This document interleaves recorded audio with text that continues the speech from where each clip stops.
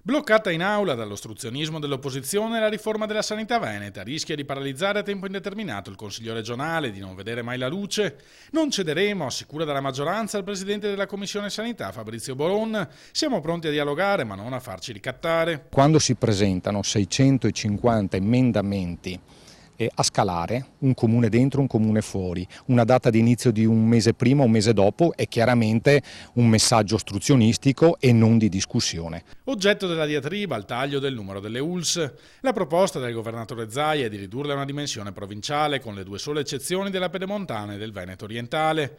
Il primo è un territorio omogeneo e chiaramente identificabile che non va offeso, spiega Boron, e per il secondo ci sono delle ragioni oggettive. Veneto orientale è stata scelta perché è un'area ad alta densità turistica, 20-22 milioni di presenze turistiche concentrate in 6 mesi, la vicinanza del Friuli, quindi abbiamo un problema veramente di trasbordo di pazienti verso il Friuli, circa 50 milioni di euro che noi paghiamo come Regione Veneto alle prestazioni in Friuli, e quindi il Presidente ha voluto disegnare un ULS di confine al Friuli e del Veneto orientale per dare una risposta concreta a questo problema. Nelle opposizioni, conclude il leghista, c'è invece chi vorrebbe ridisegnare le ULS secondo criteri da collegio elettorale. Con queste premesse non ci può essere alcuna trattativa. Se loro fanno ostruzionismo, per noi la discussione può durare sempre.